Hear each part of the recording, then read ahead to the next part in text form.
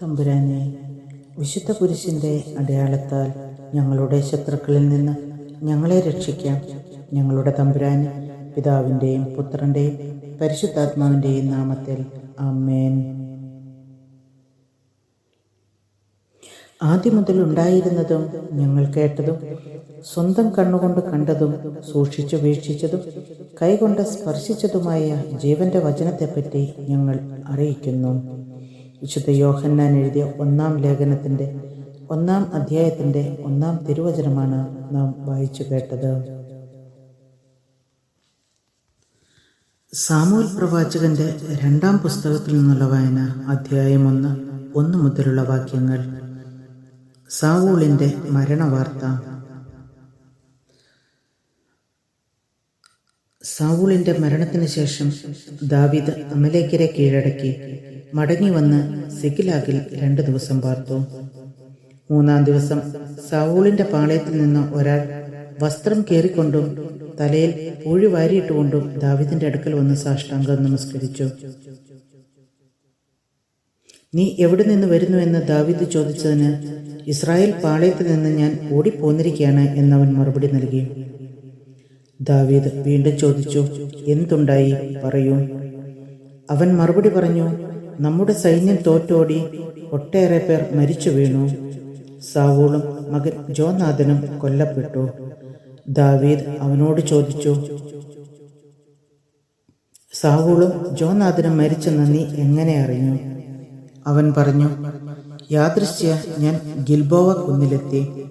അവിടെ സാവൂൾ കുന്തമൂന്നി നിൽക്കുന്നതും ശത്രുക്കളുടെ രഥങ്ങളും കുതിരപ്പടയും അവന്റെ അടുത്തേക്ക് പാഞ്ഞു വരുന്നതും ഞാൻ കണ്ടു.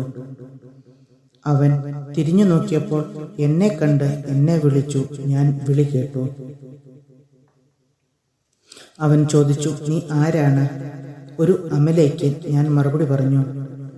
അവൻ എന്നോട് പറഞ്ഞു, വന്ന് എന്നെ കൊല്ലുക. ഞാനിതാ വേദന കൊണ്ട് നീറുന്നു, എൻ്റെ പ്രാണൻ വിട്ടുപോകുന്നില്ലല്ലോ. അപ്പോൾ ഞാൻ അടുത്തു ചെന്ന് അവനെ വധിച്ചു. അവൻ വീണുപോയാൽ മരിക്കുമെന്ന് എനിക്ക് ഉറപ്പായിരുന്നു. അവൻ ധരിച്ചിരുന്ന കിരീടവും തോൾവളയും ഞാൻ എടുത്തു. ഇതാ അവ അങ്ങയുടെ അടുക്കൽ ഞാൻ കൊണ്ടുവന്നിരിക്കുന്നു. അപ്പോൾ ദാവീദ് ദുഃഖാതിരേകത്താൽ വസ്ത്രം കീറി. കൂടെയുള്ളവരും അങ്ങനെ ചെയ്തു. സാവൂളും മകൻ ജോനാഥനും കർത്താവിന്റെ ജനമായ ഇസ്രായേൽ കുടുംബാംഗങ്ങളും യുദ്ധത്തിൽ കൊല്ലപ്പെട്ടതിനാൽ അവർ ദുഃഖിച്ച് വിലപിക്കുകയും സന്ധ്യ വരെ ഉപവസിക്കുകയും ചെയ്തു. വിവരം പറഞ്ഞ യുവാവിനോട്, നീ എവിടെ നിന്ന് വരുന്നു എന്ന് ദാവീദ് ചോദിച്ചതിന്, ഇവിടെ വന്നു പാർക്കുന്ന ഒരു അമലേക്കൻ എന്ന് അവൻ ഉത്തരം നൽകി. ദാവീദ് അവനോട് ചോദിച്ചു, കർത്താവിന്റെ അഭിഷിക്തനെ വധിക്കാൻ കൈ നീട്ടുന്നതിന് നീ എങ്ങനെ ധൈര്യപ്പെട്ടു? ദാവീദ് സേവകരിൽ ഒരുവനെ വിളിച്ച് അവനെ കൊന്നുകളയുക എന്ന് ആജ്ഞാപിച്ചു. അവൻ ആ അമലേക്കനെ വധിച്ചു. ദാവീദ് അമലേക്കനോട് പറഞ്ഞു, നിന്റെ രക്തത്തിന് ഉത്തരവാദി നീ തന്നെ. കർത്താവിന്റെ അഭിഷിക്തനെ ഞാൻ കൊന്നുവെന്ന് നിന്റെ വായ കൊണ്ട് തന്നെ നീ നിനക്കെതിരെ സാക്ഷ്യം പറഞ്ഞുവല്ലോ. ദാവീദിന്റെ വിലാപം. സാവൂളിനെയും മകൻ ജോനാഥനെയും കുറിച്ച് ദാവീദ് ഒരു വിലാപഗാനം പാടി. യൂദാ ജനങ്ങളെ അത് പഠിപ്പിക്കണമെന്ന് ആജ്ഞാപിക്കുകയും ചെയ്തു. യാഷാറിന്റെ പുസ്തകത്തിൽ ഇത് രേഖപ്പെടുത്തിയിരിക്കുന്നു. ഇസ്രായേലേ, നിന്റെ മഹത്വം നിന്റെ ഗിരികളിൽ നിഹിതമായി ശക്തന്മാർ നിവദിച്ചതെങ്ങനെ? ഗത്തിൽ ഇത് പറയരുത്. അഷ്കലോൺ തെരുവുകളിൽ ഇത് പ്രസിദ്ധമാക്കരുത്. ഫിലിസ്ത്യ പുത്രിമാർ സന്തോഷിക്കാതിരിക്കാനും വിജാതീയ പുത്രിമാർ ആർപ്പിടാതിരിക്കാനും തന്നെ. ഗിൽബോവ പർവ്വതങ്ങളെ, നിങ്ങളിൽ മഞ്ഞോ മഴയോ പെയ്യാതിരിക്കട്ടെ. നിങ്ങളുടെ നിലങ്ങൾ ഫലശൂന്യമാകട്ടെ. എന്തെന്നാൽ അവിടെയല്ലോ ശക്തന്മാരുടെ പരിച അവഹേളിക്കപ്പെട്ടത്. അവിടെയല്ലോ സാവൂളിന്റെ പരിച എണ്ണ പുരട്ടാതെ കിടന്നത്. നിഹിതന്മാരുടെ രക്തത്തിൽ നിന്നും ശക്തന്മാരുടെ മേധസ്സിൽ നിന്നും ജോനാഥന്റെ വില്ല് പിന്തിരിഞ്ഞില്ല. സാവൂളിന്റെ വാൾ വൃഥ പിൻവാങ്ങിയില്ല. സാവൂളും ജോനാഥനും പ്രിയരും പ്രാണപ്രിയരും, ജീവിതത്തിലും മരണത്തിലും അവർ വേർപിരിഞ്ഞില്ല. കഴുകനേക്കാൾ വേഗമുള്ളവർ, സിംഹത്തേക്കാൾ ബലമുള്ളവർ, ഇസ്രായേൽ പുത്രിമാരെ, സാവൂളിനെ ചൊല്ലിക്കരയുവൻ. അവൻ നിങ്ങളെ മൂടിയായി കടും ചെമ പുടിപ്പിച്ചു, ആടകളിൽ പൊന്നാഭരണം അണിയിച്ചു. യുദ്ധത്തിൽ ശക്തന്മാർ വീണതെങ്ങനെ? നിന്റെ ഗിരികളിൽ ജോനാഥൻ വധിക്കപ്പെട്ടു കിടക്കുന്നു. സോദര ജോനാഥൻ, നിന്നെയോർത്ത് ഞാൻ ദുഃഖിക്കുന്നു. നീ എനിക്ക് അതിവത്സലനായിരുന്നു. എന്നോടുള്ള നിന്റെ സ്നേഹം സ്ത്രീകളുടെ പ്രേമത്തേക്കാൾ അഗാധമായിരുന്നു. ശക്തന്മാർ വീണുപോയതും ആയുധങ്ങൾ തകർന്നു പോയതും എങ്ങനെ?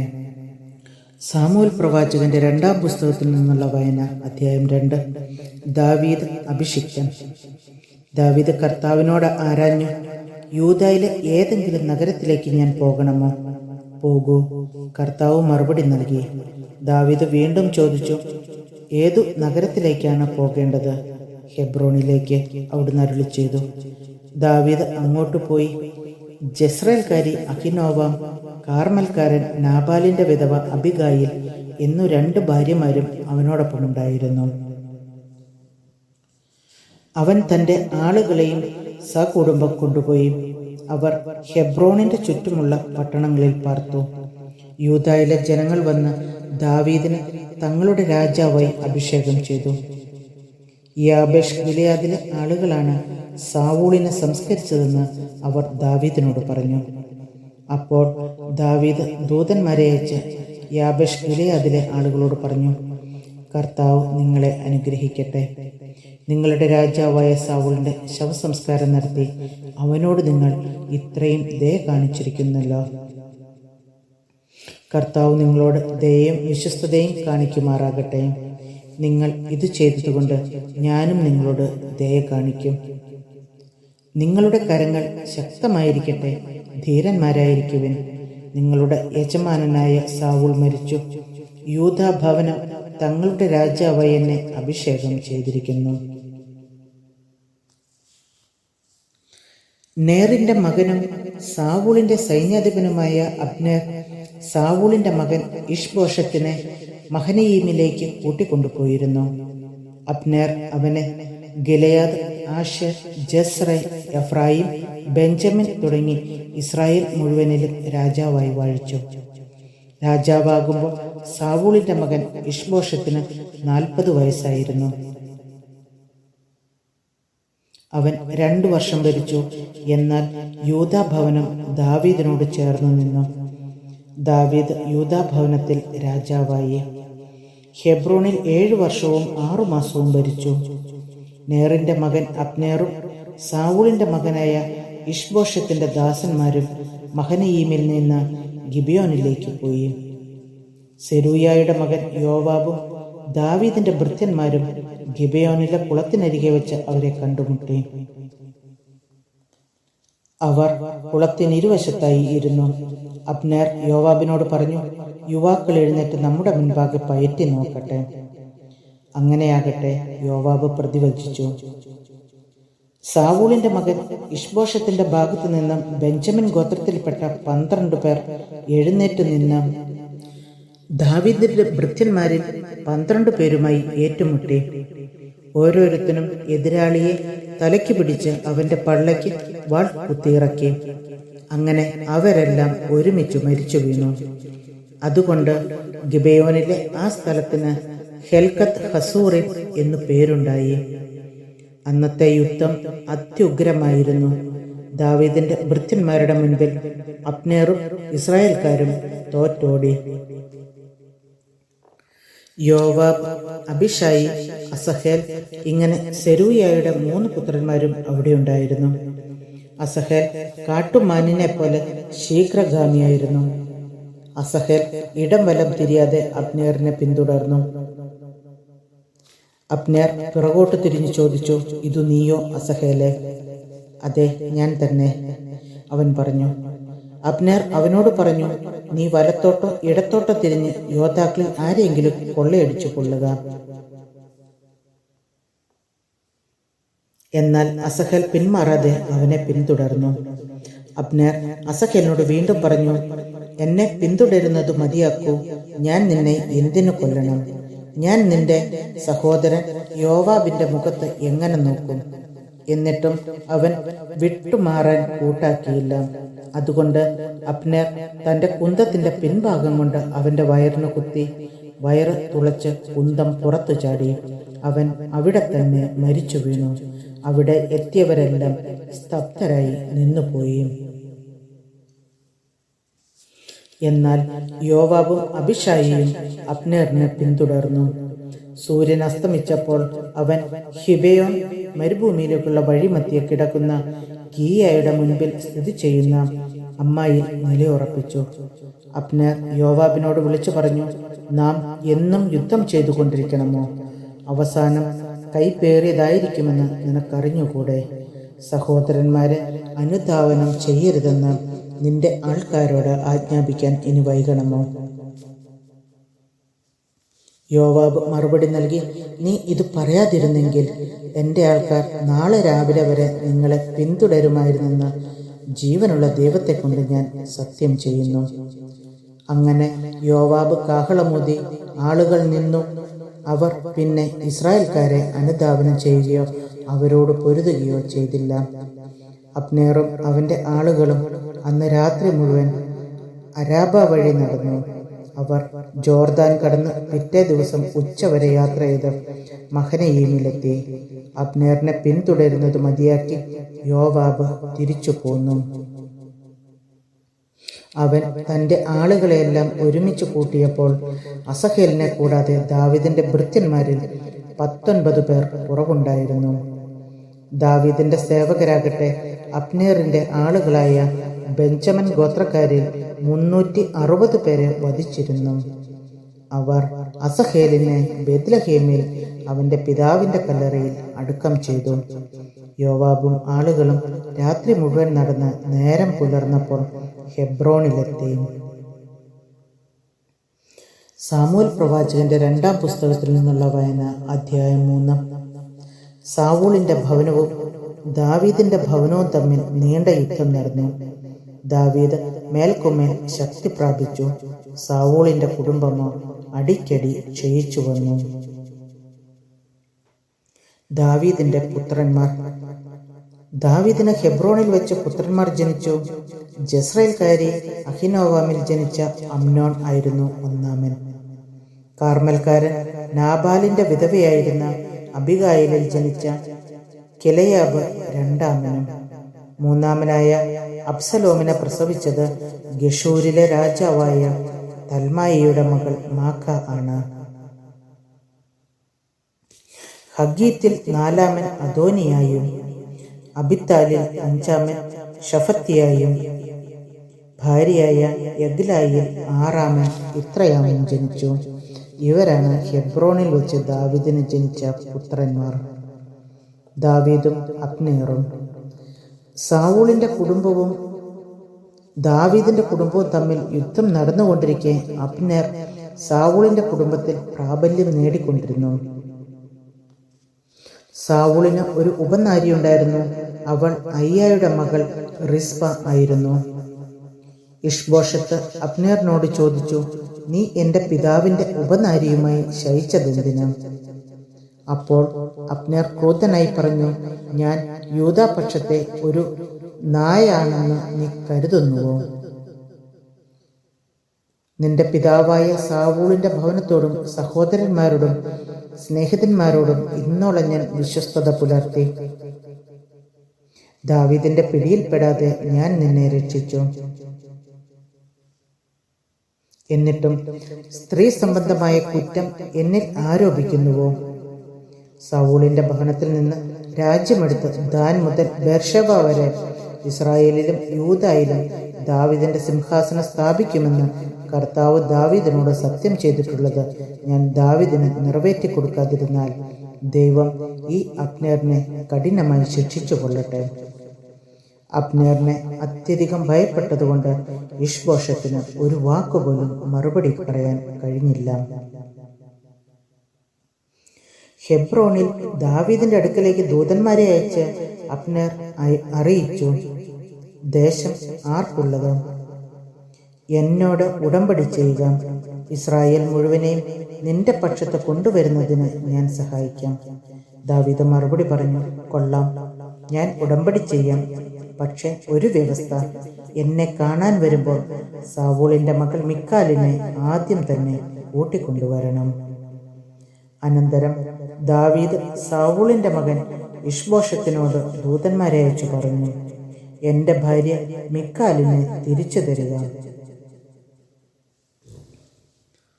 100 ഫിലിസ്ത്യരുടെ അഗ്രചർമ്മം കൊടുത്താണ് ഞാൻ അവളെ പരിഗ്രഹിച്ചത്. ഇഷ്ബോശത്ത് ആളയച്ച് ലായിഷിന്റെ മകനും മിക്കാലിന്റെ ഭർത്താവുമായ ഫൽത്തിയേലിന്റെ അടുക്കൽ നിന്ന് അവളെ മടക്കി വരുത്തി. അവളുടെ ഭർത്താവ് കരഞ്ഞുകൊണ്ട് ബഹൂറിം വരെ പിന്നാലെ ചെന്നു. അബ്നേർ അവനോട് മടങ്ങിപ്പോകൂ എന്ന് പറഞ്ഞു. അവൻ മടങ്ങിപ്പോയി. അബ്നേർ ഇസ്രായേൽ ശ്രേഷ്ഠന്മാരോട് സംസാരിച്ചു, ദാവീദിനെ രാജാവായി കിട്ടാൻ നിങ്ങൾ ആഗ്രഹിച്ചിരുന്നല്ലോ. ഇപ്പോൾ ഇതാ അങ്ങനെ ചെയ്യുവിൻ. എൻ്റെ ദാസനായ ദാവീദിന്റെ കരം കൊണ്ട് എൻ്റെ ജനമായ ഇസ്രായേലിനെ ഫിലിസ്ത്യരുടെയും മറ്റ് ശത്രുക്കളുടെയും കയ്യിൽ നിന്ന് രക്ഷിക്കുമെന്ന് കർത്താവ് ദാവീദിനോട് വാഗ്ദാനം ചെയ്തിട്ടുണ്ടല്ലോ. അബ്നേർ ബെഞ്ചമിൻ ഗോത്രക്കാരോടും സംസാരിച്ചു. ഇസ്രായേൽ ഗോത്രക്കാരുടെയും ബെഞ്ചമിൻ ഗോത്രത്തിൻ്റെയും സമ്മതം ദാവീദിനെ അറിയിക്കാൻ അബ്നേർ ഹെബ്രോണിലേക്ക് പോയി. 20 ആളുകളുമായി അബ്നേർ ഹെബ്രോണിൽ ദാവീദിന്റെ അടുക്കലെത്തി. അവർക്കു വേണ്ടി ദാവീദ് ഒരു വിരുന്നൊരുക്കി. അബ്നേർ ദാവീദിനോട് പറഞ്ഞു, ഞാൻ ചെന്ന് ഇസ്രായേൽ മുഴുവനെയും എൻ്റെ യജമാനനായ രാജാവിൻ്റെ അടുക്കൽ കൂട്ടിക്കൊണ്ടുവരാം. അവർ അങ്ങയോടൊരു ഉടമ്പടി ചെയ്യട്ടെ. അങ്ങ് ആഗ്രഹിക്കുന്നത് പോലെ എല്ലാവരുടെയും മേൽ രാജാവായി വാഴുകയും ചെയ്യാം. ദാവീദ് അബ്നേറിനെ പറഞ്ഞയച്ചു. അവൻ സമാധാനത്തോടെ പോയി. അപ്പോൾ തന്നെ ദാവീദിന്റെ ദാസന്മാർ യോവാബിനോടൊപ്പം ഒരു കവർച്ച കഴിഞ്ഞ് കൊള്ള വസ്തുക്കളുമായി മടങ്ങിയെത്തി. അപ്പോൾ അബ്നേർ ഹെബ്രോണിൽ ദാവീദിനോട് കൂടെ ഉണ്ടായിരുന്നില്ല. എന്തെന്നാൽ ദാവീദ് അവനെ മടക്കി അയക്കുകയും അവൻ സമാധാനത്തോടെ പോകുകയും ചെയ്തിരുന്നു. നേറിന്റെ മകൻ അബ്നേർ രാജാവിന്റെ അടുക്കൽ വന്നു. രാജാവ് അവനെ സമാധാനത്തോടെ മടക്കി അയച്ചു എന്ന് സൈന്യസമേതം മടങ്ങി വന്ന യോവാബ് അറിഞ്ഞു. യോവാബ് രാജാവിനോട് ചോദിച്ചു, അങ്ങ് ഈ ചെയ്തതെന്ത്? അബ്നേർ അങ്ങയുടെ അടുക്കൽ വന്നിരുന്നല്ലോ, അങ്ങ് അവനെ വെറുതെ വിട്ടതെന്തുകൊണ്ട്? അങ്ങയുടെ വ്യാപാരങ്ങൾ ഒറ്റുനോക്കി അങ്ങയെ വഞ്ചിക്കാനാണ് നേറിന്റെ മകൻ അബ്നേർ വന്നതെന്ന് അങ്ങ് അറിയുന്നില്ലേ?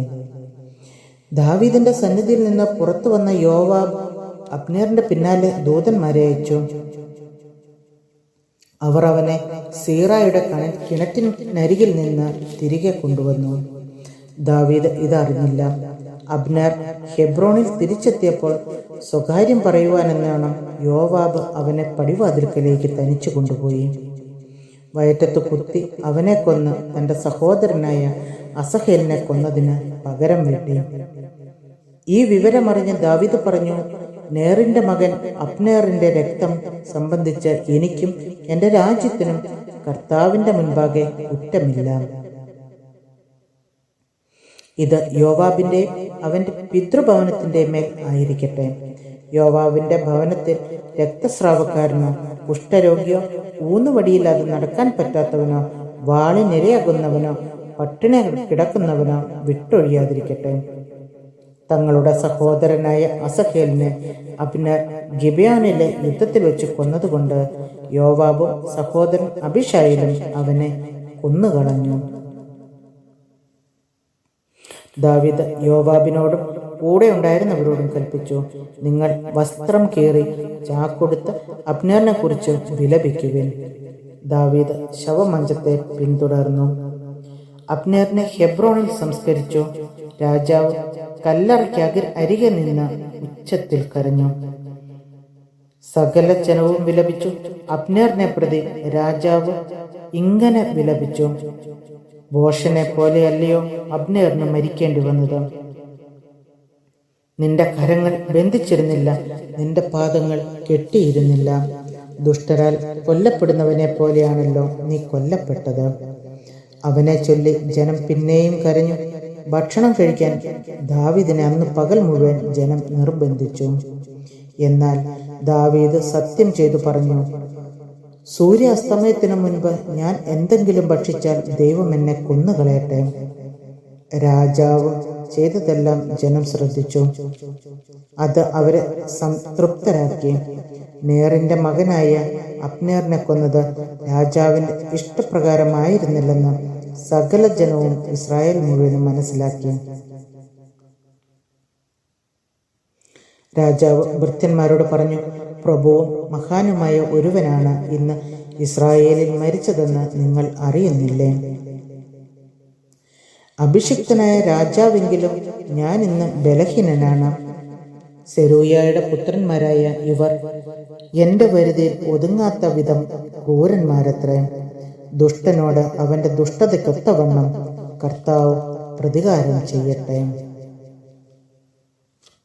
സാമുവേൽ പ്രവാചകന്റെ 2-ാം പുസ്തകത്തിൽ നിന്നുള്ള വായന. അധ്യായം 4. ഇഷ്ബോഷത്ത് വധിക്കപ്പെടുന്നു. അബ്നേർ ഹെബ്രോണിൽ വെച്ച് മരിച്ചെന്ന് കേട്ടപ്പോൾ സാവൂളിന്റെ മകൻ ഇഷ്ബോഷത്ത് നഷ്ടധൈര്യനായി. ഇസ്രായേൽ മുഴുവൻ അമ്പരന്നു. സാവൂളിന്റെ മകന് 2 കൊള്ളത്തലവന്മാരുണ്ടായിരുന്നു, ബാനായും റേക്കാബും. ബറോത്തിൽ നിന്നുള്ള ബെഞ്ചമിൻ ഗോത്രക്കാരനായ റിമ്മോന്റെ പുത്രന്മാരായിരുന്നു ഇവർ. ബറോത്ത് ബെഞ്ചമിന്റെ ഭാഗമായി കരുതപ്പെടുന്നു. ബറോത്യർ ഗിത്തയീമിലേക്ക് ഓടിപ്പോയി ഇന്നുവരെ അവിടെ പരദേശികളായി വസിക്കുന്നു. സൗളിന്റെ മകൻ ജോനാഥന് മുടന്തനായി തീർന്ന ഒരു പുത്രനുണ്ടായിരുന്നു. സാവൂളിനെയും ജോനാഥിനെയും കുറിച്ചുള്ള വാർത്ത ജസ്രയേലിൽ നിന്നെത്തുമ്പോൾ അവന് 5 വയസ്സുണ്ടായിരുന്നു. അവന്റെ വളർത്തമ്മ അവനെയും എടുത്തുകൊണ്ടോടി. അവൾ തിടുക്കത്തിൽ ഓടവേ അവൻ വീണ് 2 കാലിലും മുടന്തുണ്ടായി. മെഫിബോഷത്ത് എന്നായിരുന്നു അവന്റെ പേർ. ബറോത്യനായ റിമ്മോന്റെ പുത്രന്മാരായ റേക്കാബും ബാനായും ഇഷ്ബോഷത്തിന്റെ അടുക്കലേക്ക് പുറപ്പെട്ടു. ഉച്ചയായപ്പോഴേക്കും അവർ അവന്റെ വീട്ടിലെത്തി. അവൻ വിശ്രമിക്കുകയായിരുന്നു. വാതിൽക്കൽ ഗോതമ്പ് പാറ്റിക്കൊണ്ടിരുന്ന സ്ത്രീ മയക്കം പിടിച്ച് ഉറങ്ങിപ്പോയതുകൊണ്ട് റേക്കാബും സഹോദരൻ ബാനായും വീട്ടിനുള്ളിലേക്ക് പതുങ്ങിക്കടന്നു. അവർ വീട്ടിനുള്ളിൽ പ്രവേശിക്കുമ്പോൾ ഇഷ്ബോഷത്ത് ഉറക്കത്തിൽ കിടക്കുകയായിരുന്നു. അവർ അവനെ വെട്ടിക്കൊന്നു. മുറിച്ചെടുത്ത തലയുമായി അവർ രാത്രി മുഴുവൻ അരാബായിലൂടെ യാത്ര ചെയ്തു. അവർ ഇഷ്ബോഷത്തിന്റെ തല ഹെബ്രോണിൽ ദാവീദിന്റെ മുൻപിൽ കൊണ്ടുവന്ന് രാജാവിനോട് പറഞ്ഞു, നിന്നെ വധിക്കാൻ ശ്രമിച്ച നിന്റെ ശത്രുവായ സാവൂളിന്റെ മകൻ ഇഷ്ബോഷത്തിന്റെ തല ഇതാ. ഇന്ന് എൻ്റെ യജമാനനായ രാജാവിനു വേണ്ടി കർത്താവ് സാവൂളിനോടും അവന്റെ സന്തതിയോടും പ്രതികാരം ചെയ്തിരിക്കുന്നു. എന്നാൽ ദാവീദ് ബറോത്യനായ റിമ്മോന്റെ മക്കൾ റേക്കാബിനോടും ബാനായോടും പറഞ്ഞു, എന്നെ സകല വിപത്തുകളിൽ നിന്ന് രക്ഷിച്ച ജീവിക്കുന്ന കർത്താവാണ് സദ്വാർത്ത എന്ന ഭാവത്തിൽ ഇതാ സാവൂൾ മരിച്ചിരിക്കുന്നുവെന്ന് എന്നോട് പറഞ്ഞവനെ ഞാൻ സിക്ലാഗിൽ വച്ച് കൊന്നുകളഞ്ഞു.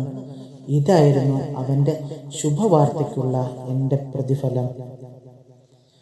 സ്വഭവനത്തിൽ ഉറങ്ങിക്കിടന്ന ഒരു നീതിമാനെ കൊന്നുകളഞ്ഞ ദുഷ്ടന്മാരോട് ഞാൻ എത്രയധികം പ്രതികാരം ചെയ്യുകയില്ല. അവന്റെ രക്തത്തിന് ഞാൻ പകരം വീട്ടി നിങ്ങളെ ഭൂമുഖത്തു നിന്ന് തുടച്ചു കളയാതിരിക്കുമോ? ദാവീദ് തന്റെ സേവകരോട് കൽപ്പിച്ചു. അവർ അവരെ കൊന്ന് കൈകാലുകൾ മുറിച്ചെടുത്ത് ഹെബ്രോണിലെ കുളത്തിനരികെ അവരെ തൂക്കി. എന്നാൽ ഇഷ്ബോഷത്തിന്റെ തല അവർ ഹെബ്രോണിൽ അബ്നേറിന്റെ കല്ലറയിൽ അടക്കം ചെയ്തു. സാമുവേൽ പ്രവാചകന്റെ 2-ാം പുസ്തകത്തിൽ നിന്നുള്ള വായന. അധ്യായം 5. ദാവീദ് ഇസ്രായേൽ മുഴുവന്റെയും രാജാവ്. ഇസ്രായേൽ ഗോത്രങ്ങൾ ഹെബ്രോണിൽ ദാവീദിന്റെ അടുത്ത് വന്നു പറഞ്ഞു, ഞങ്ങൾ നിന്റെ അസ്ഥിയും മാംസവുമാണ്. സാവൂൾ ഞങ്ങളുടെ രാജാവായിരുന്നപ്പോൾ പോലും നീ എത്ര ഇസ്രായേലിനെ നയിച്ചത്? എൻ്റെ ജനമായ ഇസ്രായേലിന് നീ ഇടയനും അധിപനും ആയിരിക്കുമെന്ന് കർത്താവ് അരുളി ചെയ്തിട്ടുണ്ടല്ലോ. ഇസ്രായേലിലെ ശ്രേഷ്ഠന്മാർ ഹെബ്രോണിൽ രാജാവിൻ്റെ അടുത്ത് വന്നു. ദാവീദ് രാജാവ് അവിടെ വെച്ച് കർത്താവിൻ്റെ സന്നിധിയിൽ അവരുമായി ഉടമ്പടി ചെയ്തു. ഇസ്രായേലിന്റെ രാജാവായി ദാവീദിനെ അവർ അഭിഷേകം ചെയ്തു. ഭരണമേൽക്കുമ്പോൾ ദാവീദിന് 30 വയസ്സായിരുന്നു. അവൻ 40 വർഷം ഭരിച്ചു. ഹെബ്രോണിൽ യൂദായെ 7 വർഷവും 6 മാസവും അവൻ ഭരിച്ചു. ജെറുസലേമിൽ ഇസ്രായേലിനെയും യൂദായെയും 33 വർഷവും. രാജാവും സൈന്യവും ജെറുസലേമിലേക്ക് ജബൂസ്യർക്കെതിരെ പുറപ്പെട്ടു. ദാവീദിന് ഇവിടെ കടക്കാൻ കഴിയുകയില്ല എന്ന് വിചാരിച്ച് അവർ അവനോട് പറഞ്ഞു, നിനക്കിവിടെ കടക്കാനാവില്ല. നിന്നെ തടയാൻ കുരുടനും മുടന്തനും മതി. ദാവീദ് സിയോൻ കോട്ട പിടിച്ചടക്കുക തന്നെ ചെയ്തു. ദാവീദിന്റെ നഗരമെന്ന് അത് അറിയപ്പെടുന്നു. അന്ന് ദാവീദ് പറഞ്ഞു, ജബൂസ്യരെ കൊല്ലാൻ ആഗ്രഹിക്കുന്നവർ നീർപ്പാത്തിയിൽ കൂടെ കടന്നു ചെല്ലട്ടെ. ദാവീദ് വെറുക്കുന്ന മുടന്തരെയും കുരുടരെയും ആക്രമിക്കട്ടെ. അങ്ങനെ കുരുടരും മുടന്തരും ആലയത്തിൽ പ്രവേശിക്കരുതെന്ന ചൊല്ലുണ്ടായി. ദാവീദ് കോട്ടയിൽ താമസമാക്കി. അതിന് ദാവീദിന്റെ നഗരം എന്ന് പേരിട്ടു. ദാവീദ് നഗരത്തെ മില്ലോ മുതൽ ഉള്ളിലേക്ക് ചുറ്റും പടുത്തുയർത്തി. ദാവീദ് മേൽക്കുമേൽ പ്രാബല്യം നേടി. സൈന്യങ്ങളുടെ ദൈവമായ കർത്താവ് അവനോടുകൂടെ ഉണ്ടായിരുന്നു. ടൈർ രാജാവായ ഹീരാം ദാവീദിന്റെ അടുക്കലേക്ക് ദൂതന്മാരെ അയച്ചു. മരപ്പണിക്കാരെയും കൽപ്പണിക്കാരെയും അവരോടൊപ്പം ദേവദാരുവും അവനയച്ചു. അവർ ദാവീദിന് കൊട്ടാരം പണിതു കൊടുത്തു. കർത്താവ് ഇസ്രായേലിന്റെ രാജ്യത്വം തന്നിൽ സ്ഥിരപ്പെടുത്തിയെന്നും അവിടുത്തെ ജനമായ ഇസ്രായേലിനു വേണ്ടി തന്റെ രാജ്യത്വം അവിടുന്ന് ഉന്നതമാക്കിയെന്നും ദാവീദ് ഗ്രഹിച്ചു. ഹെബ്രോണിൽ നിന്ന് വന്നതിന് ശേഷം ദാവീദ് ജെറുസലേമിൽ നിന്ന് കൂടുതൽ ഉപനാരികളെയും ഭാര്യമാരെയും സ്വീകരിച്ചു. അവന് കൂടുതൽ പുത്രിപുത്രന്മാർ ജനിക്കുകയും ചെയ്തു. ജെറുസലേമിൽ വെച്ച് അവന് ജനിച്ചവർ ഇവരാണ്: ഷമ്മുവ, ഷോബാബ്, നാഥാൻ, സോളമൻ, ഇബ്ഹാർ, എലിഷുവ, നെഫേഗ്, ജാഫിയ, എലിഷാമ, എലിയാദ, എലിഫലേത്ത്. ഫിലിസ്ത്യരെ തോൽപ്പിക്കുന്നു. ഇസ്രായേലിന്റെ രാജാവായി ദാവീദ് അഭിഷേകം ചെയ്യപ്പെട്ടു എന്ന് കേട്ടപ്പോൾ ഫിലിസ്ത്യർ അവനെതിരെ പുറപ്പെട്ടു. അത് കേട്ട് ദാവീദ് കോട്ടയ്ക്കുള്ളിൽ അഭയം പ്രാപിച്ചു. ഫിലിസ്ത്യർ റഫായിം താഴ്വരയിൽ പാളയമടിച്ചു. ദാവീദ് കർത്താവിനോട് ആരാഞ്ഞു, ഫിലിസ്ത്യർക്കെതിരെ ഞാൻ പുറപ്പെടണമോ? അവരെ അങ്ങ് എൻ്റെ കൈകളിൽ ഏൽപ്പിച്ചു തരുമോ? പുറപ്പെടുക, ഫിലിസ്ത്യരെ തീർച്ചയായും ഞാൻ നിന്റെ കയ്യിൽ ഏൽപ്പിക്കും. കർത്താവ് ദാവീദിനോട് അരുളി ചെയ്തു. ദാവീദ് ബാൽപെരാസിമിൽ വെച്ച് അവരെ തോൽപ്പിച്ചു. വെള്ളച്ചാട്ടം പോലെ കർത്താവ് എൻ്റെ ശത്രുക്കളെ എൻ്റെ മുൻപിൽ ചിതറിച്ചുവെന്ന് അവൻ പറഞ്ഞു. അതുകൊണ്ട് ആ സ്ഥലത്തിന് ബാൽപെരാസിം എന്നു പേരുണ്ടായി. ഫിലിസ്ത്യർ തങ്ങളുടെ വിഗ്രഹങ്ങൾ അവിടെ ഉപേക്ഷിച്ചു. ദാവീദും ആളുകളും അവ എടുത്തുകൊണ്ടുപോയി. ഫിലിസ്ത്യർ വീണ്ടും വന്നു റഫായിം താഴ്വരയിൽ പാളയമടിച്ചു. ദാവീദ് കർത്താവിനോട് ആരാഞ്ഞപ്പോൾ അവിടുന്ന് അരുളി ചെയ്തു, നീ നേരെ ചെന്ന് ആക്രമിക്കരുത്. വളഞ്ഞു ചെന്ന് ബൾസ വൃക്ഷങ്ങൾക്കെതിരെ വെച്ച് പിന്നിൽ കൂടെ ആക്രമിക്കുക. ബൾസ വൃക്ഷങ്ങൾക്ക് മുകളിൽ അണിനീങ്ങുന്ന ശബ്ദം കേൾക്കുമ്പോൾ കടന്നാക്രമിക്കുക. ഫിലിസ്ത്യ സൈന്യത്തെ തകർത്തു കളയാൻ കർത്താവ് കൽപ്പിച്ചതുപോലെ ദാവീദ് ചെയ്തു. ഗേബ മുതൽ ഗേസർ വരെ ഫിലിസ്ത്യരെ തുരത്തി. സാമൂൽ പ്രവാചകന്റെ 2-ാം പുസ്തകത്തിൽ നിന്നുള്ള വായന. അധ്യായം 6. കർത്താവിന്റെ പേടകം. ദാവീദ് വീണ്ടും ഇസ്രായേലിലെ സമർത്ഥരായ 30,000 യോദ്ധാക്കളെ ഒരുമിച്ച് കൂട്ടി.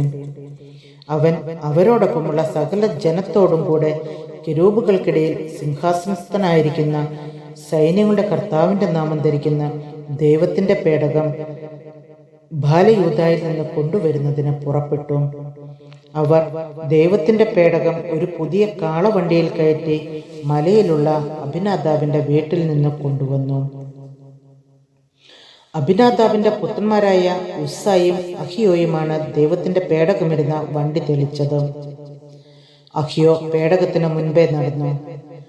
ദാവീദും ഇസ്രായേൽ ഭവനവും സന്തോഷത്തോടും സർവശക്തിയോടും കൂടെ കിന്നരം, വീണ, ചെണ്ട, മുരജം, കൈത്താളം എന്നിവ ഉപയോഗിച്ച് കർത്താവിന്റെ മുൻപിൽ പാട്ടുപാടി നൃത്തം ചെയ്തു.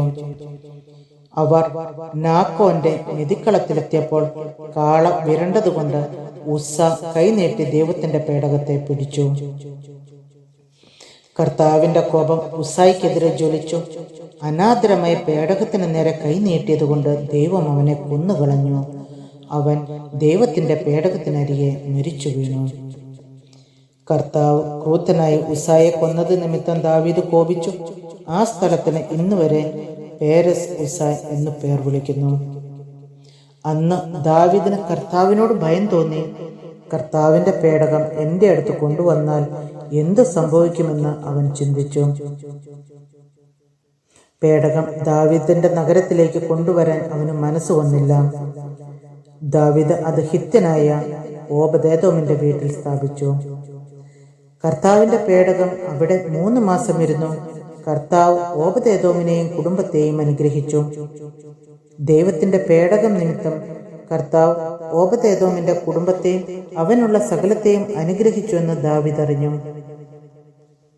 അതുകൊണ്ട് ദാവീദ് ദൈവത്തിന്റെ പേടകം അവിടെ നിന്ന് ദാവീദിന്റെ നഗരത്തിലേക്ക് സന്തോഷപൂർവ്വം കൊണ്ടുവന്നു. കർത്താവിന്റെ പേടകം വഹിച്ചിരുന്നവർ 6 ചുവട് നടന്നപ്പോൾ അവൻ ഒരു കാളയെയും തടിച്ച കിടാവിനെയും ബലി കഴിച്ചു. ദാവീദ് കർത്താവിന്റെ മുൻപാകെ സർവശക്തിയോടും കൂടെ നൃത്തം ചെയ്തു. ചണനൂൽ കൊണ്ടുള്ള ഒരു അരക്കച്ച മാത്രമേ അവൻ ധരിച്ചിരുന്നുള്ളൂ. അങ്ങനെ ദാവീദും ഇസ്രായേൽ ഭവനവും ആർപ്പ് വിളിച്ചും കാഹളം മുഴക്കിയും കർത്താവിന്റെ പേടകം കൊണ്ടുവന്നു.